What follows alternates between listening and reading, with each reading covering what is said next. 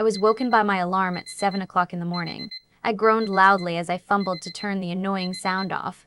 Since I was not quite familiarized with the furniture setup in this room just yet, at last, I had to give up and get out of bed. The alarm was balanced on an unpacked box near the outlet, not within reach of my searching hand. I groaned again. First day of school, first day in the new house. How could I forget? Although my very pleasant dreams about sunny white beaches and the small house my mom and I had lived in might have had something to do with that. It had been 3 years now since I had had to move in with my father, the man I'd never seen before until then. My mind shied away from the reason I had to live with my father. Getting out of bed, I hurriedly dressed in jeans and a black top, adding my mom's silver hanger on top. It was an angel's wing, designed so beautifully that you could see every feather to the very smallest detail. It was one of the few things of her I had left. Almost everything else she'd owned had been sold. My father hadn't cared one bit about any of it. At 15, at the time I had been too unsure of myself and mostly to overcome with grief to do anything about it. Downstairs, I hurriedly made breakfast in the huge fancy kitchen. It was empty and cold. The nanny would be here soon to prepare breakfast for my little brother and to drive him to school after that. After all, one couldn't expect my flashing new young stepmom to take care of him. She had way better things to do, like doing her nails, shopping, and most importantly, screwing around. I didn't get how their relationship worked. My dad was a workaholic and almost never around, but I was sure he knew his new wife was anything but faithful to him. I mean, how could he not miss it? Sometimes the guy was barely out the door when he came home. My father had a very well-paid-for job, but actually, I didn't know exactly what he did. It involved traveling a lot for him, and it had resulted in moving altogether 4 times already in the 3 years since I started living with him. That was very hard on my little brother. He was really shy for an 8-year-old boy. It seemed like every time he'd finally managed to make friends, we had to move. On top of that, no one but the long procession of nannies and me seemed to take any interest in him at all. I hurried down to the garage where I knew a driver would be waiting with the shiny black BMW, ready to drive me and my stepsister to school. Yes, I had a stepsister, the daughter of my stepmother from her former marriage. The two of them were so alike, both in character and looks. Although Jennifer's long blonde hair was real, unlike her mother who dyed it, the reason I hadn't run into her yet was because she always took her own sweet time getting ready, especially on the first day of school. Jennifer loved first days of school. She didn't mind moving either. She claimed that after a year she was sick and tired of all the boys anyway and looked forward to some new treats. I shivered at that thought, even though I knew that was her true thought. She always managed to make herself the most popular girl in school in a matter of hours, and then proceeded to work her way around all the hot guys in the next year. At our last school, it didn't even take her an entire year. And that was not for lack of hot guys. I knew because Jennifer loved to gloat about all her conquests to me. So after our first day, I was always forced to ride with Jennifer, something she hated almost as much as I did. If I had gotten on her bad side, which was often, it meant I had to walk or catch the bus. It was getting late, and I fidgeted in the leather seat. I sat in the back because I knew Jennifer would give a fit if she didn't get shotgun. That had happened last year, and we'd nearly been late because of it. "Don't worry, miss, we'll be right on time," said the driver suddenly. He was new, that's why he didn't know my name. I blushed when I realized I hadn't even looked at him or said hello when I got into the car. Looking up, I met a pair of arresting blue eyes and a slightly tanned face. Messy blonde hair framed his features in soft curls, and I realized with a start that he was at the most 25 years old and stunningly handsome. Oh, I know, Jennifer doesn't want to be late on her first day. I just hate waiting. Don't get why it takes her so long to get ready. She's mostly plastic anyway.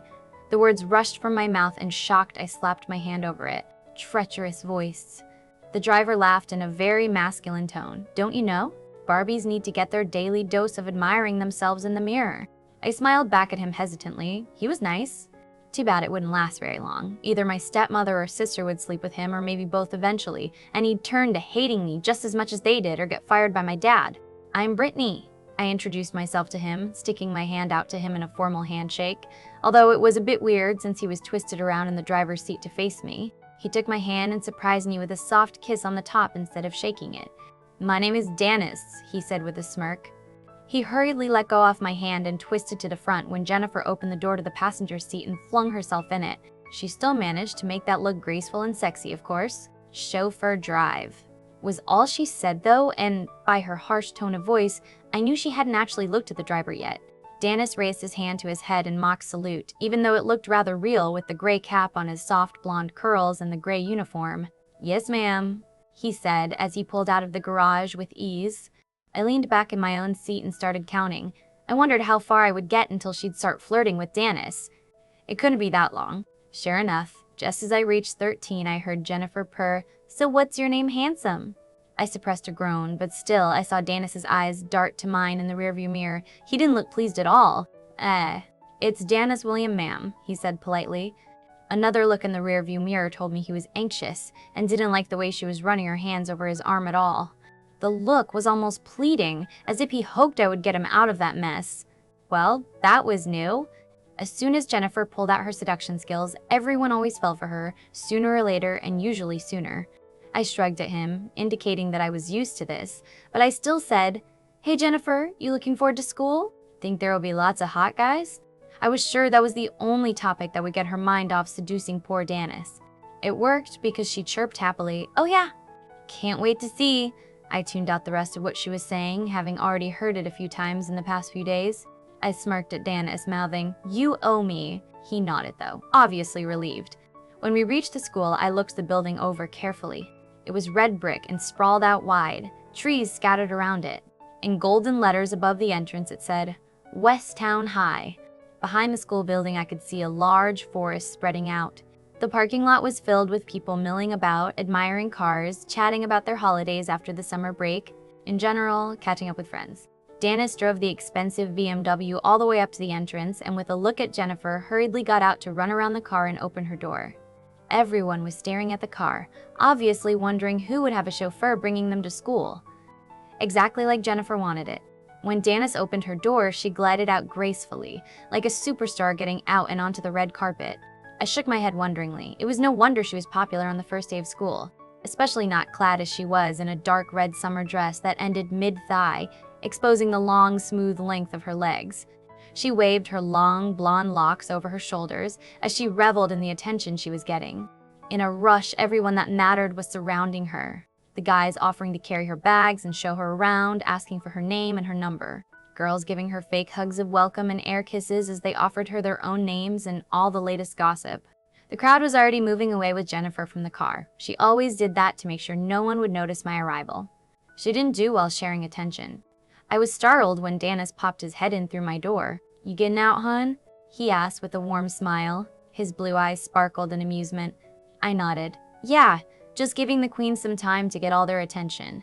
Don't need them to notice me." He cocked his head to the side in question as he helped me get out of the car. "Why?" He looked really adorable when he did that. "Don't really like attention," I muttered at him as I straightened. Nobody was looking at us now. Everyone was focused on Jennifer, except maybe that geeky girl on that bench and those gothic-looking girls a little further down next to a car. "Thanks for diverting her attention earlier, by the way," Dannis said as he made his way around back to the driver's side. I shrugged. "No problem. How about I take you out on a date to make up for it?" he said with a grin. I drew in a sharp breath in surprise and then glared at him. "You're joking, right?" He couldn't seriously be asking me out if he could get Jennifer, and she was obviously interested in him. "Not really," he said with a smile. "You okay with a Friday? I'll pick you up." He winked at the last part, obviously finding that funny since he was the chauffeur. I swallowed. Wow, he really wasn't joking. "No, I'm sorry, but I don't think I'll be free this Friday." In fact, I don't have an appointment this Friday, it's just that I don't think he's my type. I rejected him then as I waved goodbye. I had to hurry to get my schedule now. "See you after school then, Brittany," he called after me as I hurried inside. The doors closed behind me with an ominous thud, and I knew today was going to be very long. It wouldn't be long before people realized I was new too, and a sister of Jennifer. Then they'd all try to get to know me and ask all about her. For some reason, they always thought that being nice to me would get them closer to her somehow. That only lasted a day or two at the most. Usually after that, they'd realize how much Jennifer hated me and try to get into her good books by being mean to me too. I wasn't sure which behavior I hated most, to be honest. When Jennifer found out I had a date with the hot driver and she hadn't, she'd be really pissed. That usually resulted into her making up something I'd done so that my dad would ground me for her. I couldn't understand why nobody ever listened to my side of the story. Ever. After having collected my schedule and locker combination, I hurried off in that direction. Jennifer had been there as well, followed by a group of people as they all threw themselves at her in an effort to help and impress her. I dumped my bag in my locker and took the schedule and my books for my first period class with me as I searched for the right classroom. The building was large and sprawled out, and I just knew I'd get lost here the first few weeks. The first class was math, and I was glad to realize Jennifer wasn't in it. The teacher was an old, grizzled man, but he seemed nice enough. He waved me to my seat in the back after reading the note, telling him I was new. I was really happy I didn't have to introduce myself to the class that stared at me with obvious interest. The people that hadn't seen Jennifer yet obviously wondering who I was, and the ones that had seen her wondering what my connection to her was. As I sat down, the teacher, Mr. Cook, said, "Sarah, would you please help out Brittany as much as possible? If she's behind on anything, let me know." Then he launched into an explanation about this year's topics he'd discussed with us and the rest of the curriculum. The girl next to me gave me a friendly smile. She wore jeans and a light blue top that matched with her beautiful baby blue eyes. Her brown hair cascaded around her in beautiful wavy locks, and I couldn't help but wonder if she was one of the popular crowd or not. "I'm Sarah, and don't worry, Reynolds is a cool teacher even though he looks scary. I'll show you around if you want," she whispered as she stuck out her hand to me. I shook it carefully. "I'm Brittany, obviously." "Thanks, that would be nice. I'm sure I'm gonna get really lost here. It's all so big." She nodded, but we didn't have the chance to talk any further for the rest of that class. I was glad to see that I wasn't behind at all. In fact, I was ahead off the curriculum by a little. That was good because that meant I didn't have to work harder or struggle with this subject, even though I hated math. I knew I wasn't bad at it. I ignored all the stares I was getting and meekly handed Sarah my schedule after class was over. She was sad to see she didn't have the next period with me, but offered to walk me to the next class anyway. I happily accepted and found it easy to talk to her as she fended off curious people with just a stare. That definitely meant she was popular, didn't it? But I wasn't so sure as we passed a group clustered around Jennifer. She didn't spare them so much as a glance, and most girls there actually glared at her as we passed. At the door to physics, she wished me fun and said with a mischievous smile, "I'll see you at English next period if you can find it." Then she darted away through the filled corridors to her own class. With physics, I did have to introduce myself, but it was made easier because Jennifer was in this class too. I got away with hurriedly saying, "I'm Brittany Baker and I just moved here. I love music and reading."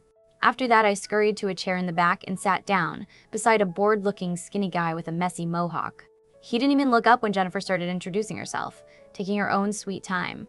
There was some oohs when they heard she had the same last name as me, but that seemed quickly forgotten as they all stared at her. Completely entranced, it seemed, even the teacher. "She really your sister?" asked the Mohawk guy halfway through class all of a sudden. I shrugged. "Stepsister, actually." "Ah, that explains. You look nothing alike," he said, and then he resumed staring at the chalkboard again as if it was the most important thing in the world. We didn't exchange any more words, but it didn't take that as a bad thing. After all, he was the only one of the guys in there that didn't stare at Jennifer. That made him score really high in my book. After physics was over, I really didn't have a clue where to go. I had been slow to leave the room, one of the last ones besides the Mohawk guy, but he seemed to be absorbed in himself anyway. Jennifer had disappeared with a crowd down one corridor, but I didn't know if she had English with me or some other class. I started off in a different direction, hoping to find someone I could ask for help. 10 minutes later, I stood in front of the classroom door to my English class. I was late. The class had already started. Stupid Sarah with her prediction, I thought with a slight smile. Then I knocked on the door, hoping that the teacher would forgive me, since this was my first day after all. "Come in," I heard a male voice call. It was low and pleasant, and it sounded like he had a British accent. I opened the door a little hesitantly and stepped into the room. My eyes immediately found Jennifer standing in front of the class. Apparently, she'd been introducing herself. I groaned internally. Great, that meant she'd be pissed off with me for interrupting. "Jennifer, why don't you sit down?" the teacher said, and only then did I notice him. He couldn't be older, then 25, just like Dannis really. He was tall though, reaching over 6 foot easily. I could tell that even though he was slumped on the edge of his desk, his long legs trailing in front of him clad in ripped jeans. A white button-down dress shirt was stretched across a wide, muscular chest and did nothing to hide how well-built he was. But more importantly, he had beautiful, stormy gray eyes that stared at me as if he could see right through me. Luscious lips slightly parted to show a set of white teeth with dark brown hair hanging messily across his forehead. His nose was flared a little, as if he was breathing in deeply, smelling something he rather liked. I swallowed nervously, suddenly finding it impossible to look away from those stormy eyes. They sparked something in the back of my mind. A feeling? It was spiraling down into my body, making it tingle in the most delicious way possible. The teacher suddenly cleared his throat, and then he said, "You are late. Care to explain why? And while you're at it, introduce yourself too." His voice was beautiful in that British accent, a little husky, and I wondered why that was. I shivered and blushed, finally looking away from him to survey the class. Then I said, "I got lost. I'm new here. My name's Brittany Baker."